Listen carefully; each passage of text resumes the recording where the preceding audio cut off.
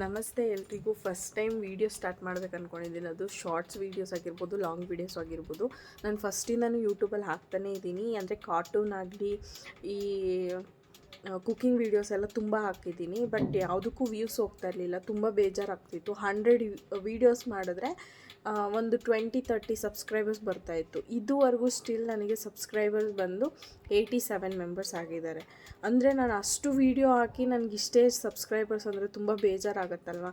ಆ ಕೋಪಕ್ಕೆ ಎಲ್ಲ ವೀಡಿಯೋಸು ಡಿಲೀಟ್ ಮಾಡಿಬಿಟ್ಟಿದ್ದೀನಿ. ಸೊ ಇವಾಗ ಹೊಸ್ದಾಗಿ ನಾನು ವ್ಲಾಗ್ ಸ್ಟಾರ್ಟ್ ಮಾಡಬೇಕಂತ ಹೇಳಿ ಇದನ್ನು ಸ್ಟಾರ್ಟ್ ಮಾಡ್ತಾಯಿದ್ದೀನಿ. ಪ್ಲೀಸ್ ಸಪೋರ್ಟ್ ಮಾಡಿ, ಸಬ್ಸ್ಕ್ರೈಬ್ ಮಾಡಿ.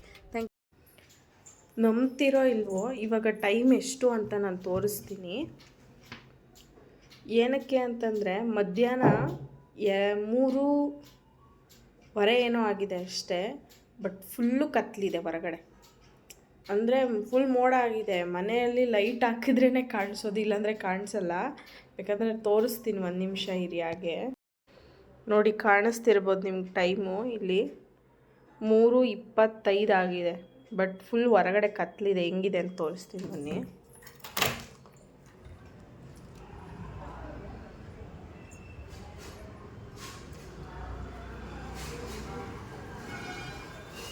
ನಿಮಗೆ ಬೆಳಕಿರೋ ಥರನೇ ಕಾಣಿಸ್ತೇನೋ ಗೊತ್ತಿಲ್ಲ. ಬಟ್ ಸ್ಟಿಲ್ ಒಳಗಡೆ ಫುಲ್ ಕತ್ಲ ಥರನೇ ಕಾಣಿಸ್ತಾ ಇದೆ.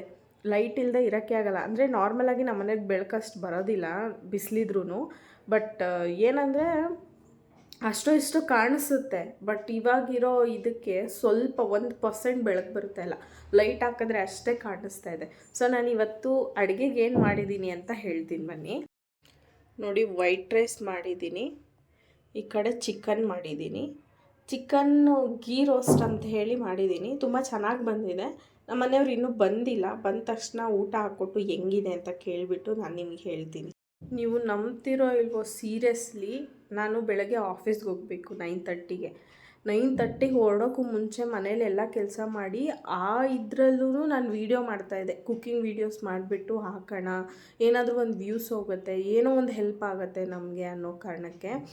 ಬಟ್ ತುಂಬ ಕುಕ್ಕಿಂಗ್ ವೀಡಿಯೋಸ್ ಹಾಕಿದ್ದೆ. ಆಮೇಲೆ ಕಾರ್ಟೂನ್ ವೀಡಿಯೋಸ್ ತುಂಬ ಮಾಡಿದ್ದೆ. ಅಂದರೆ ಯಾವುದೋ ಒಂದು ಸ್ಟೋರಿ ಥರ ತುಂಬ ಜನ ಮಾಡ್ತಾರೆ, ಅವ್ರದ್ದೆಲ್ಲ ವ್ಯೂಸ್ ಹೋಗ್ತಿದೆ. ನಂದು ಒಂದು ವ್ಯೂಸ್ ಹೋಗ್ಬೋದೇನೋ ಅನ್ನೋ ಒಂದು ಕಾರಣಕ್ಕೆ. ಮೇ ಬಿ ಸ್ಟೋರಿ ಯಾರಿಗೂ ಇಷ್ಟ ಆಗಿಲ್ಲ ಅಂತನೋ, ಇಲ್ಲಾಂದರೆ ಏನೋ ಗೊತ್ತಿಲ್ಲ, ಆ ಕಾರಣಕ್ಕೆ ಮೇ ಬಿ ಆಗಿಲ್ಲ ಅನಿಸುತ್ತೆ. ಸೊ ನಾನು ಅದಕ್ಕೆ ಅದನ್ನು ಮಾಡೋದು ಸ್ಟಾಪ್ ಮಾಡಿಬಿಟ್ಟೆ.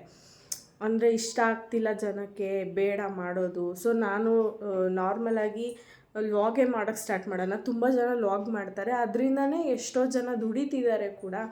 ನಾವು ಯಾಕೆ ಡೈಲಿ ರೂಟೀನ್ ಮಾಡಬಾರ್ದು ಅನ್ನೋ ಕಾರಣಕ್ಕೆ ನಾನು ಇದನ್ನು ಸ್ಟಾರ್ಟ್ ಮಾಡಿದ್ದೀನಿ.